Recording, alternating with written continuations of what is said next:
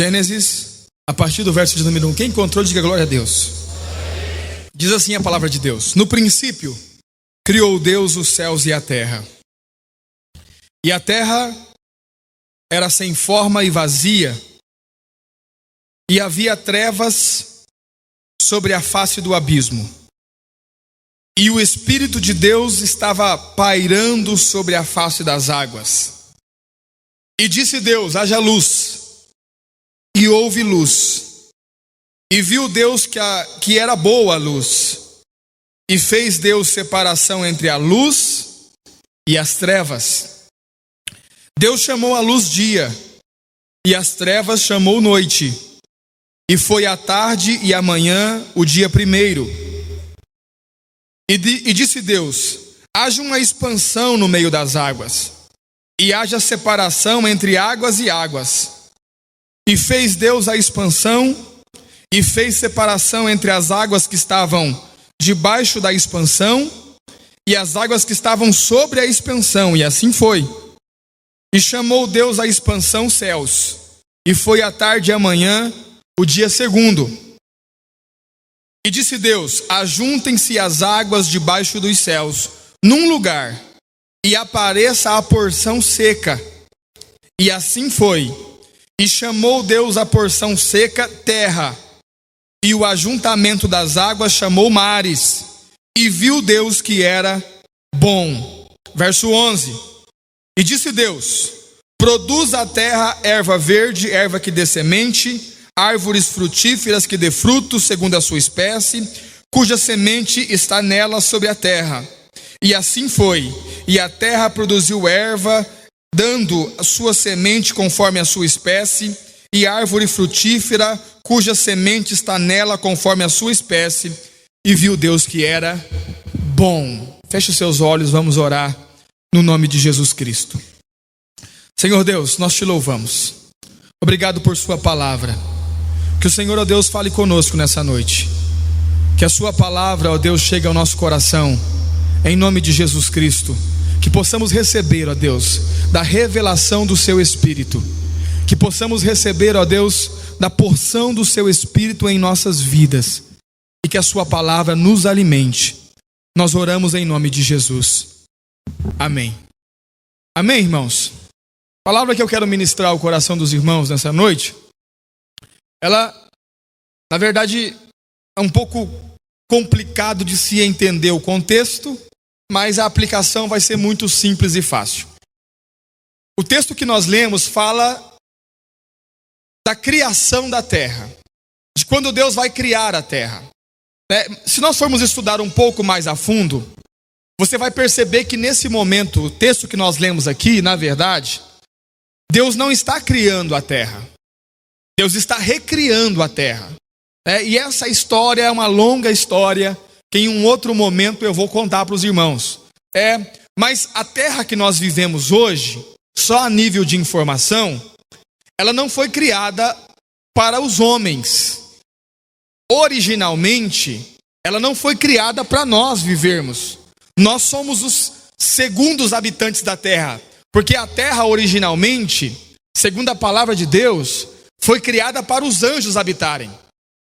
E alguns anjos habitaram aqui por um certo tempo. Na verdade, por muito tempo. Mas algo aconteceu de errado. Sobre esses anjos havia um líder chamado Lúcifer. Que nós pensamos que é um nome feio, mas Lúcifer não é um nome feio. Lúcifer quer dizer o portador de luz. Era um anjo de luz que habitava a terra. E que se rebelou contra Deus. E que Deus o sentenciou. Não só ele, mas também a terça parte dos anjos que estavam com ele. Então, dos anjos que estavam com Lúcifer, que era esse anjo que era líder de outros anjos, uma terça parte se rebelou com ele contra Deus. E eles foram sentenciados. E qual foi a sentença? Eles tentaram subir aos céus, segundo a palavra de Deus, para tomar um trono que havia nos céus, porque ele queria ser igual a Deus. Então Deus o sentenciou e o lançou na terra. E agora a terra que ele habitava, para ele, não é mais um lar, mas uma prisão. E Deus o aprisionou na terra. A terra ficou totalmente submersa por águas e em trevas. Você está aí, diga amém. Não, se você fechou sua Bíblia, abra de novo. No verso de número 2, você vai perceber que a Bíblia diz assim, ó. A terra estava sem forma e vazia.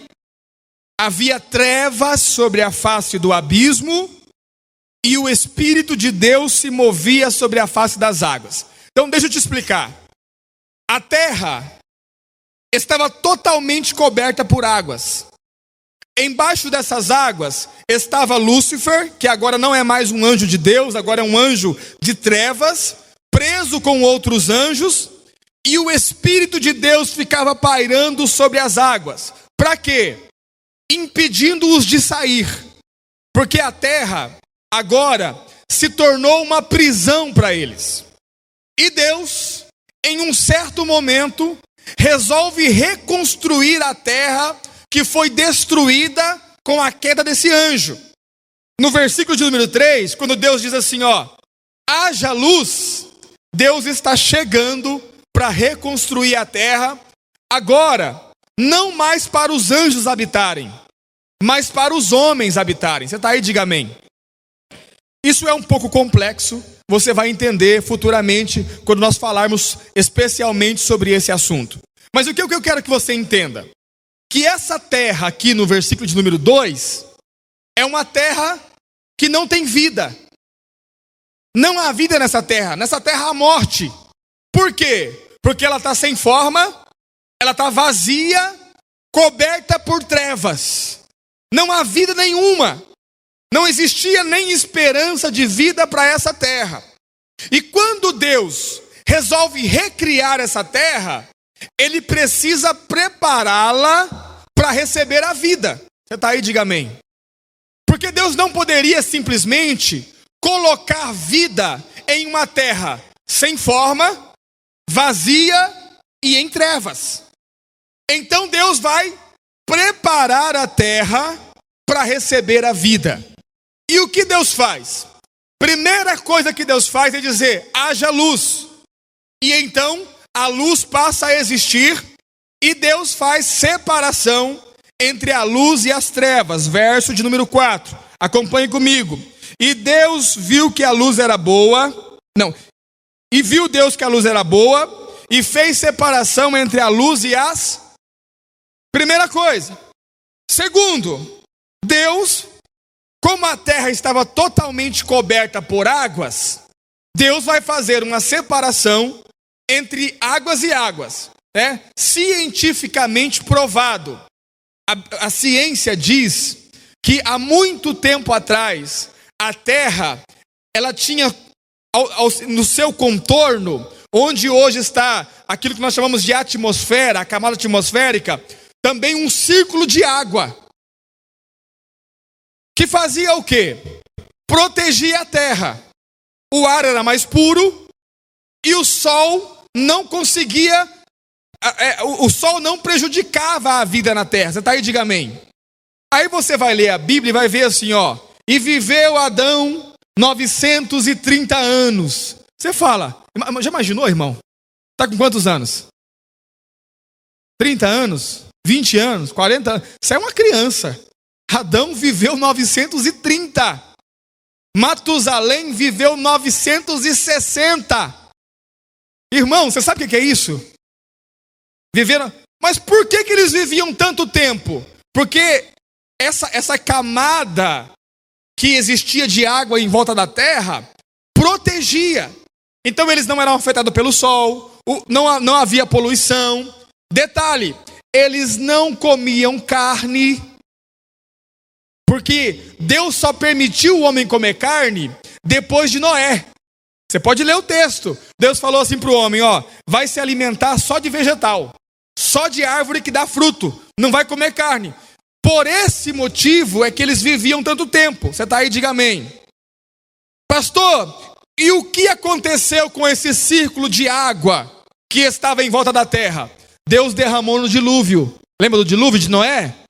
Porque a partir do dilúvio foi que Deus disse que o homem viveria só 120 anos. Por quê? Porque Deus permitiu, naquele momento, que o homem comesse carne.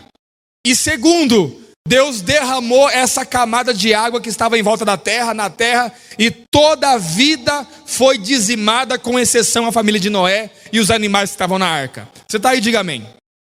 Você conseguiu entender? Então, primeiro Deus traz a luz, faz separação entre luz e trevas. Depois Deus separa águas que ficaram na terra e águas que foram para fora da terra, para fora do firmamento. Esse espaço no meio Deus chamou de céu. É o que nós vemos hoje. E por último, Deus pega essa água que ficou cobrindo a terra ainda, coloca tudo num lugar só e faz aparecer a terra seca. E só depois é que vem a vida. Primeira vida foi a vida vegetal. Mas eu quero que você entenda que Deus preparou a terra para receber essa vida vegetal. Por quê? Porque se não houvesse luz, se não houvesse separação das águas, e se não houvesse terra seca, não poderia haver vida na terra. Você está aí, diga amém. Pastor, o que essa história maluca tem a ver com a minha vida? Muito simples. É que Deus quer fazer nascer vida na sua vida. Tem muitas pessoas, querido, que estão com áreas da vida morta. E às vezes está tão morto nessa área da vida, que não tem nem esperança de ter vida nisso mais. Tem pessoas que estão com a sua vida sentimental morta. Tem pessoas que estão com a sua vida espiritual morta. E olha que um dia já houve vida, mas agora está morto. Tem pessoas que estão com a sua vida familiar morta e não há esperança. Tem pessoa que está com o casamento morto, tem pessoa que está com a saúde morta. E Deus é o Deus que traz vida. Deus é o Deus da vida. E Ele quer trazer vida à sua vida. Porque tem muitas pessoas que em áreas da vida não vivem.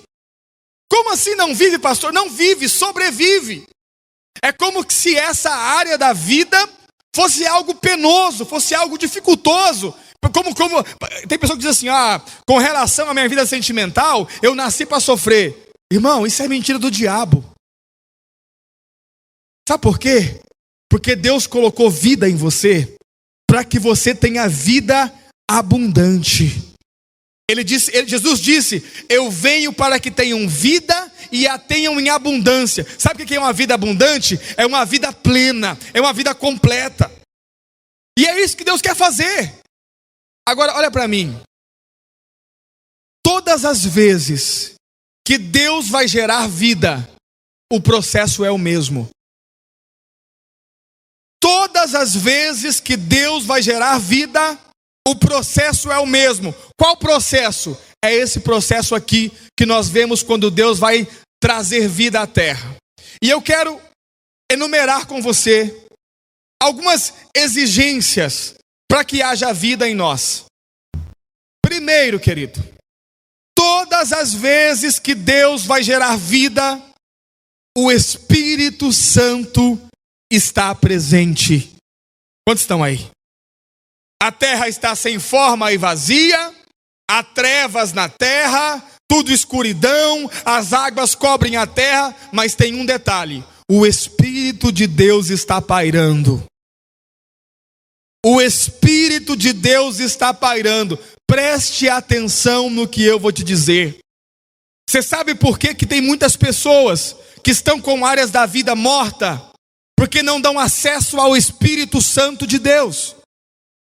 Quando Deus pensou em trazer vida sobre a terra, a primeira coisa que aconteceu foi o Espírito Santo ficar ali pairando sobre a terra. Olhe para mim, querido. Preste atenção no que eu vou te dizer. O Espírito Santo é o que dá a vida. A palavra de Deus diz que o Espírito Santo é o que traz a vida. O problema é que nós temos nós temos um relacionamento com o Espírito Santo aqui na igreja, aqui no culto. E aqui nós clamamos por Ele, nós oramos, nós pedimos, vem Espírito de Deus. Mas quando nós saímos daqui, nós deixamos o Espírito de Deus neste lugar. Quando estamos no trabalho, não temos comunhão com esse Espírito. Quando estamos no nosso relacionamento, nós não pedimos para o Espírito de Deus ser o fator de vida na nossa vida. Quando entra num relacionamento, que Espírito Santo o quê? Deixa para lá esse negócio. E aí não há vida. No meio da sua família, na sua casa, querido. Quantas vezes na sua casa você deu a mão aos seus familiares para pedir que o Espírito Santo de Deus não estivesse presente só nos cultos, mas também estivesse presente lá na sua casa? Quantas vezes você orou para que o Espírito de Deus estivesse presente em outras áreas na sua vida, além do culto? E aí, nós estamos aqui reunidos como igreja, e neste ambiente, neste lugar, há vida. Mas quando saímos daqui e vamos viver a nossa vida, a impressão que tem é que o Espírito Santo já não está mais com a gente. E aí não há vida. Atendo pessoas, não uma, muitas pessoas que me dizem a mesma coisa. Pastor, se eu pudesse eu morava na igreja. Aí eu já sei a resposta, mas eu pergunto, por que, irmão? É para ser educado. É porque eu me sinto mais bem na igreja do que na minha casa. Eu me sinto melhor lá. Eu me sinto melhor quando eu estou no culto, no meio com os irmãos. Sabe qual é a diferença? É que aqui você está envolvido diretamente com o Espírito Santo. E quando você sai daqui, você deixa ele para trás. Então aqui você prova a vida. Mas nas outras áreas da sua vida, não há vida, porque o Espírito Santo não está sobre você. Não é Ele que acompanha você. Irmão, eu peço a presença do Espírito de Deus para tudo. Para absolutamente tudo. Tivemos a semana de prova na faculdade, e o professor foi entregar as provas, né? E parece mais um presídio. E daí não pode colar e um monte de coisa. E crente já não cola mesmo, né? Tem um rapaz que eu estou começando a falar de Jesus para ele, né? Convencendo ele lá, um empresário da cidade. E aí eu peguei a prova, e eu fechei os meus olhos e comecei. Crente, né? Aí ele fez assim.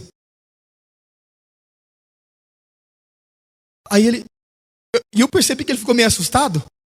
Aí quando acabou a prova, eu estava lá fora. Aí ele foi. Posso te perguntar?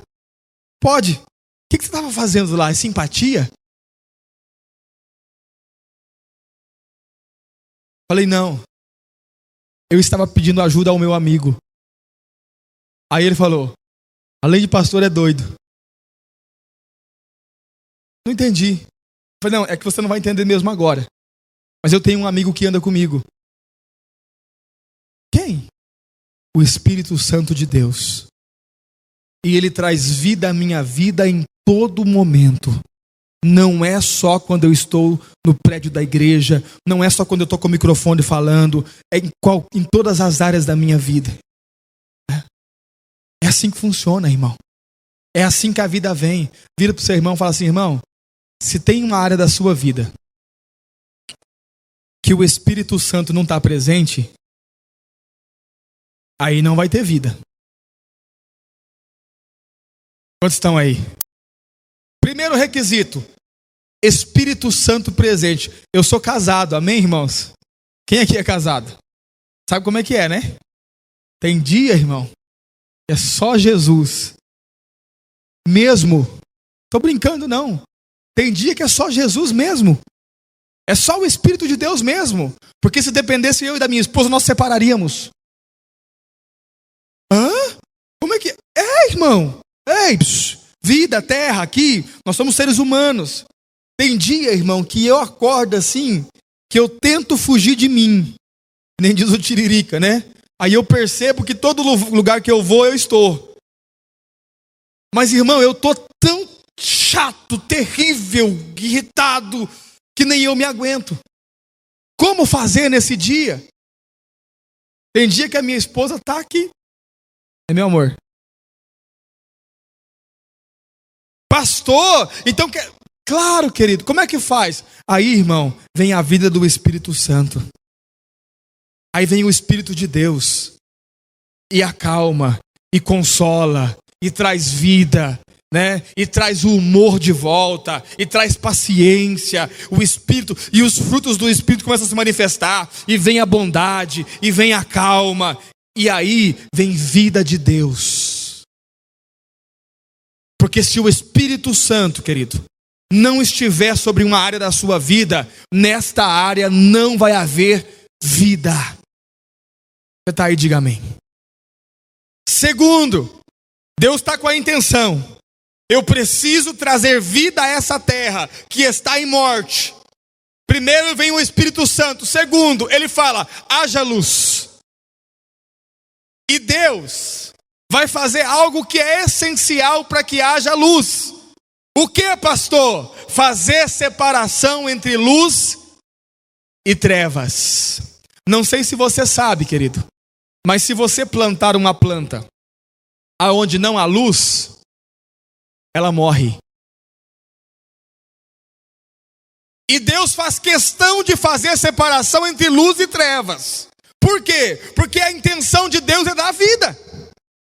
Pastor, por que essa área, por que a minha vida não tem essa vida? De repente é porque você está andando em trevas. Como assim, pastor? E aqui, querido, existe algo que nós precisamos compreender. Andar em trevas não é você viver uma vida de pecado. Porque há pessoas que vivem pecando, como todos nós pecamos, e mesmo assim não andam em trevas. O que é andar em trevas segundo a palavra de Deus? A Bíblia diz, na primeira carta de João, no capítulo 1, no verso de número 5, que Deus, Ele é luz. E nele não há trevas alguma. Você pode dizer isso comigo? Diga assim: Deus, diga Deus é luz. E nele não há trevas. Agora, o verso seguinte diz assim, ó: se nós dissermos que temos comunhão com Ele e andamos ainda em trevas, somos mentirosos. E por que nós somos mentirosos? Porque Deus é luz e não há comunhão entre a luz e as trevas. Pastor, o que é andar em trevas? Segundo a Bíblia, querido, andar em trevas é ter uma vida ou atitudes ocultas. Vida ou atitude ocultas. O que é isso, pastor? O problema nunca está em você pecar. Como assim? Não, porque a Bíblia diz que Jesus morreu pelos pecados. Então qual é o problema? É você pecar e esconder. Porque a Bíblia diz no livro de Provérbios que aquele que esconde as suas transgressões jamais prosperará. Sabe o que eu estou querendo dizer? É que se existe algo da sua vida que ainda está encoberto, jamais vai haver vida em você. E por que jamais vai haver vida? Porque vida vem de Deus, e Deus é luz, e Deus não tem comunhão com as trevas. Tem muitas pessoas que não entenderam isso ainda. Quando nós temos uma dupla identidade, quando nós temos uma vida oculta, quando nós temos uma atitude oculta, quando nós temos pecados ocultos, irmãos, nós estamos impedindo Deus de ter comunhão conosco. E qual é o resultado? Não tem vida. E aí, nós temos o desejo de servir a Deus, mas ninguém vai conseguir servir a Deus sem vida. Por quê? Porque ainda andamos em trevas. E para que haja vida, precisa haver uma separação entre a luz e as trevas. Você precisa andar na luz. Acredite, Deus não tem problema com os seus pecados. Deus tem problema quando você peca e esconde. Porque a Bíblia diz que se nós confessarmos os nossos pecados, Ele é fiel e justo para nos perdoar os pecados e nos purificar de toda a iniquidade. Qual o pecado? Todos. Não sei se você sabe, querido, mas o maior homem do Novo Testamento, com exceção Jesus, que nós conhecemos como o apóstolo Paulo, era um assassino sanguinário. Ele entrava nas casas e matava famílias inteiras. Pastor, e foi ele que escreveu a maior parte do Novo Testamento. Como assim? É porque Deus não tem problema em perdoar pecado. Sabe o que Deus tem problema? Com crentes hipócritas, que vivem escondendo e ocultando os seus erros. Deus tem problema com pessoas que não têm coragem de assumir os seus pecados, suas fraquezas. Pessoas que não fazem separação entre luz e trevas. E que pensam estar na luz, mas ainda vivem em trevas. Esse é o problema. Quantos estão aí? Quando Deus pensou em trazer vida à terra, Ele falou, vou separar. Luz e treva não dá. Para ter vida tem que andar na luz. Pergunte para o seu irmão. Irmão, como é que está a sua vida? Você vive na luz? Ou você vive nas trevas?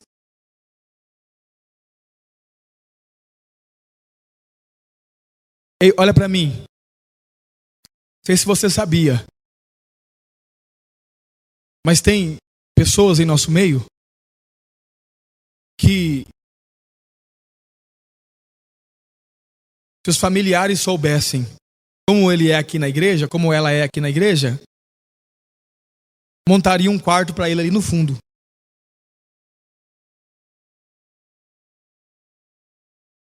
Porque aqui na igreja é o filho que os pais sempre sonharam.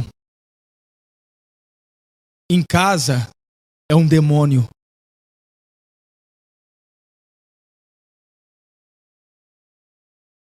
Quantos estão aí? Tem esposa e tem vontade de montar um quarto para o marido aqui na igreja, para ele não ir embora. Porque o marido ideal está aqui. Mas quando passa daquela porta para fora, se transforma. Sabe por quê? Porque é duas caras. Sabe por quê? Porque é hipócrita. Tem duas identidades. Sabe por quê? Porque não vive na luz. Quantos estão aí? Olha para mim, querido. Se existir 1 milímetro de diferença entre o que você é aqui dentro e o que você é lá fora, você é um hipócrita.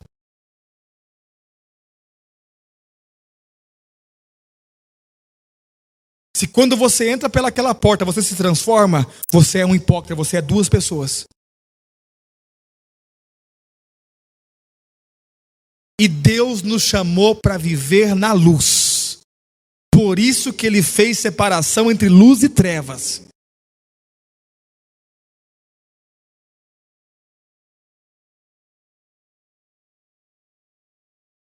Acompanhei um casal e eu comecei a ficar assim meio desconfiado.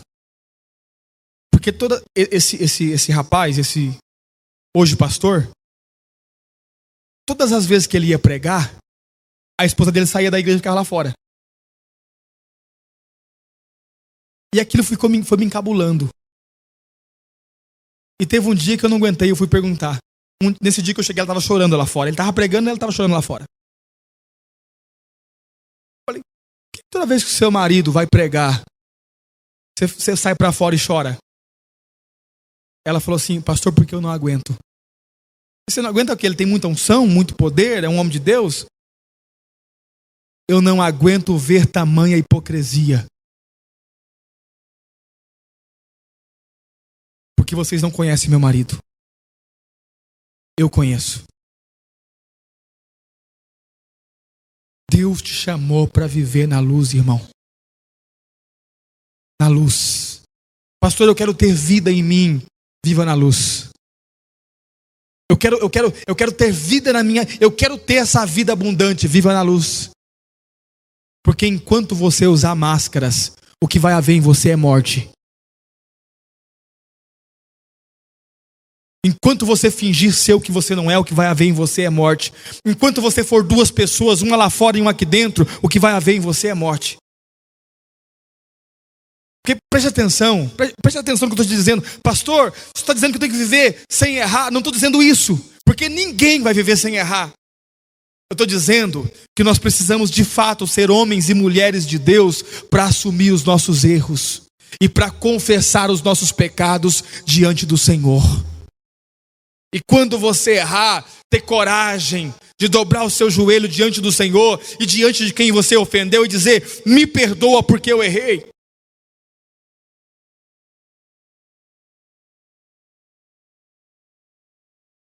É isso, querido. Meu maior desafio, já falei isso várias vezes, não é ser um homem de Deus para vocês aqui. Porque toda vez que eu estou aqui, irmão, eu estou pregando. Parece bonito, né? Pastorzinho, paletózinho, coisa linda de ver. Homem de Deus. O meu desafio é ser um homem de Deus para minha esposa em casa, que vive comigo todos os dias. Porque aqui, irmão, eu posso vir aqui fazer um teatro e te enganar. Eu posso vir aqui, eu falo meia dúzia de palavras bonitas, você vai dizer: olha como o pastor é um homem de Deus. Eu quero ver ela em casa. Eu quero ver ela em casa, aonde não tem jeito. Nós provamos se nós andamos na luz e nas trevas, ou na luz ou nas trevas, não é diante das pessoas na igreja, é quando nós estamos sozinhos.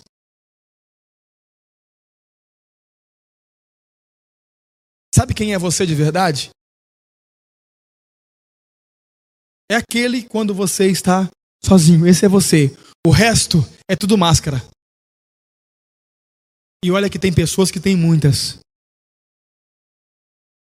A psicologia ensina que nós vamos desenvolvendo personalidades em relação ao ambiente que nós vivemos e com quem nos relacionamos. Tem pessoas que é assim, ele é um com o pai, ele é um com a esposa, ele é um com o pastor, ele é um com a igreja, ele é um com o patrão. Sabe qual é o problema? Quando mais de uma pessoa está diante dessa pessoa. Porque daí ele não sabe quem ser. Porque se ele for o que ele é com o patrão, o pastor descobre quem ele é. Se ele for o que ele é com o pastor, o patrão descobre, aí não tem jeito. E nesse momento essas pessoas ficam caladas, com medo de ser descobertas. Quantos estão aí? Pergunte mais uma vez ao seu irmão, me ajuda a pregar, diga assim: irmão, e aí? Posso confiar que você é esse mesmo?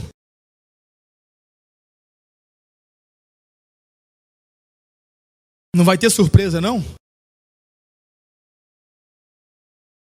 E para encerrarmos aqui, querido, preste atenção. Para que haja vida na terra, Deus faz uma segunda separação. Preste atenção. Para que haja vida na terra, Deus faz uma segunda separação.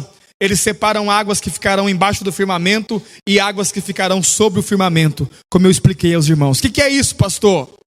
Águas que ficarão embaixo do firmamento falam da terra, coisas terrenas. Águas que estão sobre o firmamento falam das coisas celestiais. Sabe por quê? Porque você vai precisar decidir pelo que você vai viver. Preste atenção. Você vai precisar decidir no que você vai gastar a sua vida. Se você vai gastar a sua vida com as águas que estão embaixo do firmamento, ou seja, com as coisas terrenas, ou se você vai gastar a sua vida com as águas que estão sob o firmamento, com as coisas celestiais de Deus. A Bíblia diz, querido, que nós não devemos andar ansiosos por coisa alguma, quanto ao comer, quanto ao vestir, porque o nosso Pai Celestial, Ele sabe que nós precisamos de todas essas coisas. E Ele veste os lírios do campo, Ele alimenta os passarinhos que não trabalham e não ajuntam em um celeiro, quanto mais você. E por que Deus quer nos dar essa segurança, dizendo assim: meu filho, eu sei do que você precisa aí. Simples.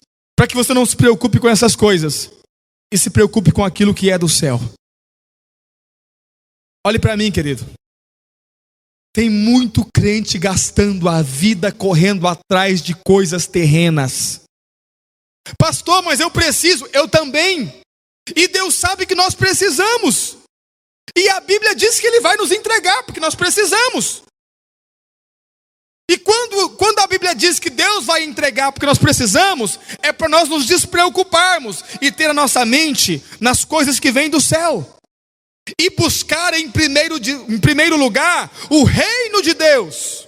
E as demais coisas, elas serão acrescentadas. Você sabe quando Deus me deu uma esposa, falando para os jovens? Quando eu deixei de procurar. Porque eu passei boa parte da minha juventude na igreja procurando uma esposa, aquele desespero do jovem, né? Quero casar, quero casar, quero casar. O dia que eu deixei de procurar e comecei a pensar nas coisas do céu, Deus falou, Tó. Tem pessoa gastando a vida atrás de dinheiro, irmão. Ei, olha para mim. Uma frase que eu uso para mim. Dinheiro é só dinheiro. Pastor, mas presta atenção, irmão, presta atenção. Não estou dizendo estou dizendo que o foco da sua vida, da sua existência, não pode ser essas coisas. Você não pode gastar a sua vida correndo atrás de dinheiro. Você não pode gastar a sua vida. Pastor, mas eu preciso. Deus sabe, e Ele vai te entregar quando você começar a buscar as coisas de cima.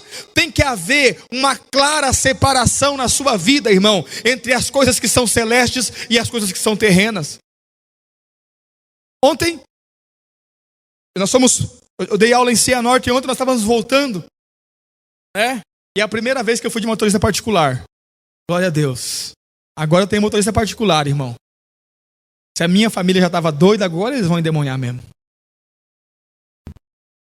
Meu amigo Estevão foi me levar.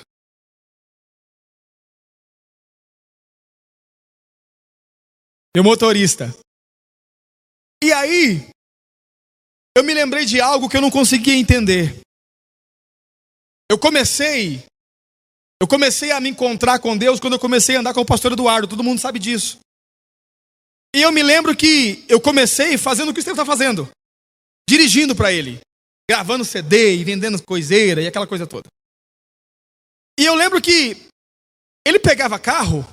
E aí, eu lembro um dia que eu estava em Cruzeiro do Oeste. Aí ele negociou uma Meriva. Uma Meriva Power SS, daquela 2.0 turbo. Aquela coisa linda, blindada. E eu falei, meu Deus, esse é o carro do sonho. E ele falou, traz para mim aqui em Mato Grosso. Eu peguei a Meriva e Mato Grosso. E eu fui assim, a viagem, né, deslumbrando aquele carro. E aí, voltando, eu percebi que ele nem olhou o carro. Cheguei lá, ele estava dando aula, ele nem olhou o carro. Montou e veio embora. Voltamos. Eu não conseguia entender. Poxa vida, meu sonho é ter um carro. Esse cara tem, não tá nem aí. Aí, passou 30 dias, ofertou o carro, foi embora. Tá doido. Aí, vinha outro carro. Aí eu ia embora. Vinha outro carro, ia embora. Vamos construir uma escola, vamos construir alguém. Esse cara tá maluco. O meu maior sonho é ter um carro. Aí ontem vindo, o Estevão dirigindo, Deus fez me voltar no tempo. E eu lembrei. Deus falou assim, meu filho, você tem 2 carros. Eu olhei, irmão, tô nem aí. O que eu quero com um carro? Corri a minha adolescência toda atrás de um carro. Tenho 2 hoje, daqui a pouco vai embora. Eu não tô nem aí para carro, irmão. E aí, o que eu entendi? O que aconteceu? Os carros mudaram? Não foi os carros que mudaram, foi eu que mudei. Porque hoje o meu coração, irmão, não está mais nessas coisas. Hoje ter um carro não é mais luxo, é necessidade. E pode ser qualquer um. Sabe por quê? Porque essas coisas terrenas, irmãos, já não me pega mais. Agora deixa eu dizer para você. Eu contei para os irmãos. Eu estava na conferência, lá em Cruzeiro, Deus falou, oferta o seu carro. E eu fui lá e ofertei meu carro. Eu fiquei pensando, meu Deus, eu vou ter que andar de ônibus em Londrina. E eu fico imaginando, irmão. Olha para mim, eu não ofertei o meu carro para ganhar 2. Eu nem sabia que eu ia ganhar outro carro. Eu ofertei o meu carro porque Deus pediu. Agora, olha, Deus sabia que eu precisava de um carro. E Deus sabia que, como pastor, eu preciso de um carro para me locomover mais rápido. Quando eu entreguei o meu, Ele me deu 2, irmão. Agora deixa eu dizer para você, você sabe o que isso importa para mim? Nada. Não importa nada, porque eu não estou nem aí para carro. Eu não estou nem aí para carro. Carro para mim hoje é necessidade. Por quê? Porque eu não estou nem aí para essa terra, irmão. Eu não vou gastar a minha vida correndo atrás disso. Porque eu entendi que para haver vida, tem que haver uma separação das coisas terrenas, das coisas que são celestiais. Deixa eu te perguntar, atrás de que você está correndo? O melhor de você gasta com o quê? Para conquistar o quê? Eu não sei você, querido, mas o melhor de mim, eu vou gastar com as coisas que estão do céu. Fazer a obra de Deus, ser pastor, para mim não é um peso, é um privilégio que Deus me deu. Irmão, olha para mim, eu vou dizer para você, sem medo de errar, não existe vida melhor do que a vida de pastor. É para você ficar com inveja santa mesmo e querer ser. Não tem vida melhor, irmão. Acho que, irmão, eu não quero ser presidente da república, eu quero ser pastor. Sabe por quê? Porque eu vou gastar a minha vida com algo que vale a pena. Porque eu tenho certeza que quando eu chegar diante de Deus, Deus vai entender que eu gastei a minha vida com as coisas que estão de cima e não com coisas terrenas e passageiras. Tem que haver uma separação. Preste atenção. Espírito Santo. Separação entre luz e trevas. Separação entre as coisas do céu e as coisas da terra. Então, aparece a porção seca. E aí pode haver vida. Deixa eu dizer para você, querido. Se você não tem uma comunhão plena com o Espírito Santo, se você ainda anda em trevas, e se você não entendeu que você está aqui não para viver pelas coisas terrenas, dificilmente você vai receber a vida abundante de Deus. E aí, você vai entender por que alguns vivem tão intensamente em Deus e outros vivem uma vida tão rasa em Deus. É porque alguns já entenderam o processo. Outros ainda estão lutando com ele. E eu e você temos que decidir. Queremos vida na nossa vida? Queremos a vida de Deus em nós? Precisamos ter o Espírito de Deus. Fazer separação entre luz e trevas. Fazer separação entre o que é do céu e o que é da terra. E então, a vida de Deus vai começar a brotar. Como foi na terra. Quantos estão aí? Pergunte ao seu irmão. Você já é a terra seca? Pronta para receber vida? Diga assim, você precisa do Espírito Santo, viver na luz, viver pelas coisas do céu. E então, você se torna a terra fértil que vai receber vida. Vamos orar? Em nome de Jesus. Feche os seus olhos se você puder. Vou orar com você.